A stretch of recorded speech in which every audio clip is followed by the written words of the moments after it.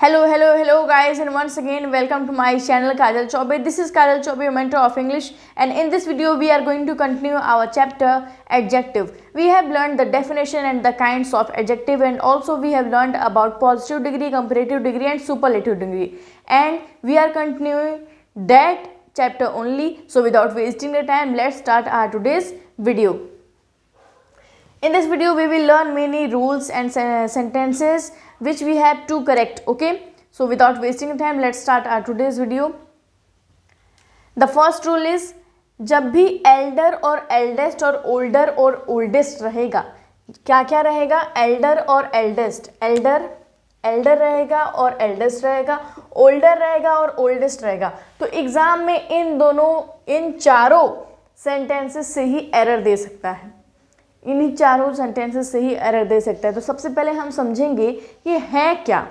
ठीक है, इसमें एरर आएगा कैसे, और एरर को पहचानने से पहले हमें क्या करना पड़ेगा, हमें सीखना पड़ेगा कि ये है क्या. तो आइए यहाँ पे देखते हैं. एल्डर और एल्डेस्ट दिया है. जब भी एल्डर और एल्डेस्ट दिया रहेगा तो ये किसको डिनोट करता है? फैमिली को.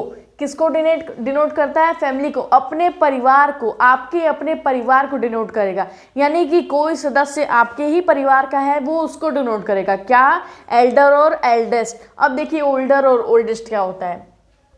जब कोई अदर रहेगा, कोई बाहरी व्यक्ति रहेगा, कोई आपकी फैमिली का नहीं होगा, तो क्या होगा? ओल्डर और ओल्डेस्ट का यूज होगा.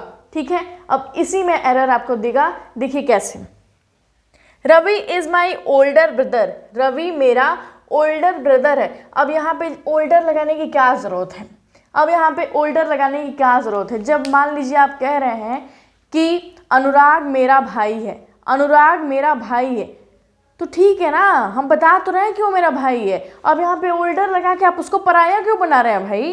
अब यहाँ पे आप उसको ओल्डर लिख दिए. ओल्डर का मतलब क्या है? अन्य है. मतलब आप बोल रहे हैं मेरा ही भाई और उसको पराया भी बना रहे हैं. तो कोई एक चीज़ बोलिए, या तो पराया बनाइए या तो अपना बनाइए. तो ऐसे ही आपका एरर आएगा. जब माई लग गया तो फिर वहाँ ओल्डर नहीं लगेगा. इस केस में यहाँ पे ओल्डर नहीं लगेगा. तो यहाँ क्या गलत है? ओल्डर आपका गलत है. और यहाँ क्या लगेगा? यहाँ पे लग जाएगा एल्डर. यहाँ क्या लगेगा? एल्डर. ऐसा भी नहीं है कि ओल्डर दिया है और आप एल्डेस्ट लगा दीजिएगा. जब यहाँ ओल्डेस्ट देगा तब यहाँ पे एल्डेस्ट लगाएंगे. जब यहाँ पे ओल्डर दिया है तो यहाँ पे एल्डर लिखेंगे. ठीक है, समझ में आई बात कि इसमें क्या है, एरर है और क्यों है. मान लीजिए जैसे हम कह रहे हैं सरिता मेरी बहन है. Sarita is my sister. ये आपका सही है. ठीक है, ये भी आपका सही है. लेकिन जब हम इसमें आएंगे, इस लेसन में आएंगे, तो मान लीजिए अगर हम कह रहे हैं सरिता इज माई ओल्डर सिस्टर, तो ये तो गलत हो गया. जब माई लगा है तो वहाँ पे ओल्डर लगाने की क्या जरूरत है? मतलब हम उसको पराया बना रहे हैं. मेरी बहन भी है, मेरी नहीं भी है, तो यहाँ क्या लगेगा? Sarita is my elder sister. ठीक है, Sarita is my elder sister. Next example देखिए. He is the eldest employee of this coaching. अब यहाँ पे एल्डेस्ट गलत दे दिया ना आपका, यहाँ पे एल्डेस्ट आपका रॉन्ग दे दिया. ही इज द एल्डेस्ट. एल्डेस्ट का मतलब क्या होता है? परिवार का. कोचिंग का कोई एम्प्लॉय आपके परिवार का सदस्य कैसे हो सकता है? कैसे हो सकता है बताइए? नहीं हो सकता. तो यहाँ पे क्या लगेगा? यहाँ पे लगेगा ओल्डेस्ट. क्या लगेगा? ओल्डेस्ट. कोई अन्य व्यक्ति है आपका एम्प्लॉय कोचिंग का, कोई अन्य व्यक्ति है, अपना घर का व्यक्ति नहीं है. ऐसे ही एग्जाम में एरर देगा. ठीक है, और हमें फाइंड आउट करना होगा. नेक्स्ट रूल देखिए आपका क्या है. फार्दर का मतलब क्या हो? फार्दर और फर्दर, इसमें आपका देगा मिस्टेक. फार्दर मतलब से दूर, और फर्दर मतलब अतिरिक्त. फर्दर मतलब क्या हो जाएगा? अतिरिक्त. For example, Varanasi is further than Allahabad. Varanasi is further than Allahabad. तो ये आपका सेंटेंस क्या है? सही है. ये आपका सेंटेंस क्या है? सही है. लेकिन अगर हम यहाँ पे कह दें कि Ghazipur is further than Lanka, तब तो ये आपका सेंटेंस गलत हो जाएगा. क्योंकि ये बहुत दूर नहीं है गाजीपुर से लंका, उसी के क्षेत्र में है, उसी क्षेत्र में आता है. तो ये आपका सेंटेंस गलत हो जाएगा. और यहाँ फर्दर की जगह क्या लगना चाहिए? यहाँ लगना चाहिए फार्दर.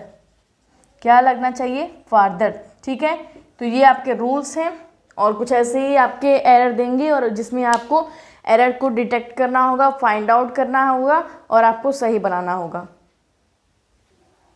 चलिए आगे देखते हैं, आगे मूव करते हैं। नेक्स्ट रूल हमारा क्या कहता है, नेक्स्ट रूल जो है आपका वो है नियरेस्ट यानी कि सबसे नज़दीक, सबसे नज़दीक, और नेक्स्ट यानी कि अगला। नियरेस्ट यानी कि सबसे नज़दीक और नेक्स्ट यानी कि अगला। तो इसमें कैसे आपका एरर देगा, कैसे मिस्टेक देगा और कैसे हमें करेक्ट करना रहेगा, चलिए देखते हैं। सबसे पहले ये समझ लीजिए कि नियरेस्ट मतलब आपका सबसे पास में रहेगा और नेक्स्ट मतलब अगला, मतलब ये है ही नहीं, इसके बाद है ही नहीं, एकदम अगला, लास्ट। ठीक है, which is the next tea shop from here, which is the next tea shop, यहाँ नेक्स्ट लग गया।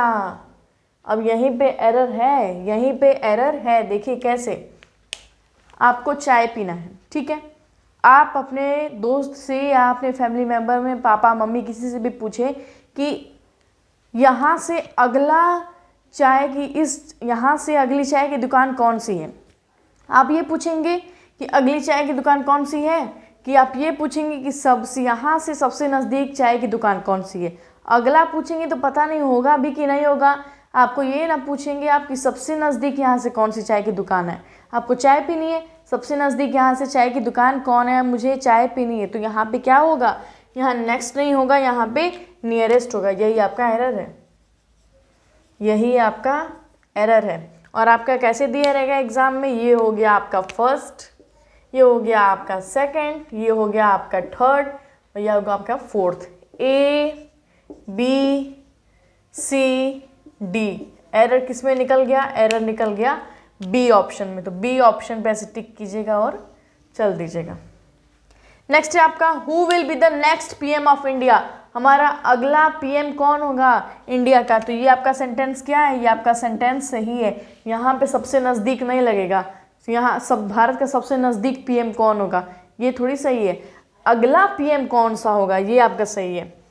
चलिए नेक्स्ट रूल देखते हैं, आगे मूव करते हैं। नेक्स्ट रूल क्या है आपका, लास्ट का मतलब होता है अंतिम और लेटेस्ट का मतलब होता है नवीनतम, एकदम नया नया, जो अभी ट्रेंड में चल रहा है। ट्रेंडिंग गाने, trending videos, trending shorts, trending movies, ठीक है, जो एकदम ट्रेंड में चल रहा हो, नया नया चल रहा हो। लास्ट यानी जो बीत गया, बहुत पुराना, बहुत पुराने गाने, बहुत पुराना मूवी, ठीक है, जो एकदम लास्ट में है। तो यहाँ क्या होगा आपका एग्जाम्पल देखिए, यहाँ पे दिया है what is the dash score, what is the dash score.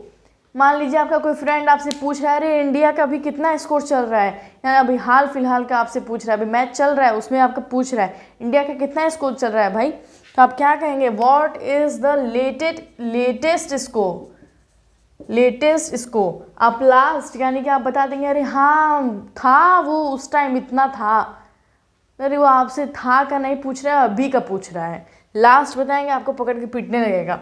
Latest यानी कि नवीनतम, अभी कितना चल रहा है, पाकिस्तान के साथ जो मैच चल रहा है उसका अभी उसका स्कोर कितना, ठीक है। तो ये आपको समझ में आ गया, लास्ट यानी अंतिम और लेटेस्ट यानी कि बिल्कुल नया ट्रेंडिंग वाला। आगे मूव करते हैं। नेक्स्ट रूल है आपका फॉर्मा और लेटर लगा रहेगा, यानी कि दो के लिए।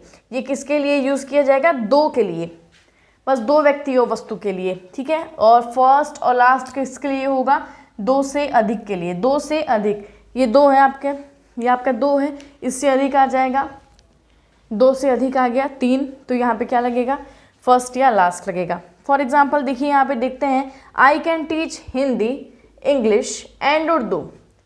एक दो तीन लगना क्या चाहिए, फर्स्ट या लास्ट। देखते हैं क्या लगा है, I prefer last to first, सही है, लास्ट टू फर्स्ट सही है। सेंटेंस आपका क्या है, सही है। लेकिन अगर यहीं पे सेंटेंस में लिख दिया रहता I prefer former, I prefer farmer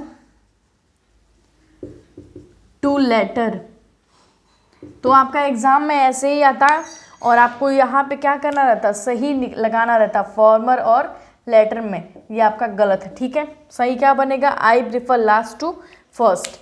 so guys ये थे आपके कुछ रूल्स, कुछ सेंटेंसेस, कुछ एग्जाम्पल्स, कुछ एरर्स जो आपके एग्ज़ाम में ऐसे ही आते हैं और आपको उन एरर को फाइंड आउट करना रहता है और एग्ज़ाम में उसको करेक्ट करेंगे और कुछ इस तरह से आंसर करेंगे, तभी आपका एग्ज़ाम में एक भी पॉइंट कट नहीं होगा। जब एक एक रूल बारीकी से पढ़ेंगे ना और समझेंगे कि उसको कैसे करेंगे, कैसे सॉल्व करेंगे, तभी आपका जो है कि आप स्कोर कर पाएंगे एग्ज़ाम में। एक भी रूल छूटा मतलब नंबर गया। तो ये आपके कुछ रूल्स हैं, कुछ एग्जांपल्स और कुछ सेंटेंसेस के द्वारा की हेल्प से बताया गया है। सो गाइज आज के वीडियो में बस इतना ही। Thank you for watching the video.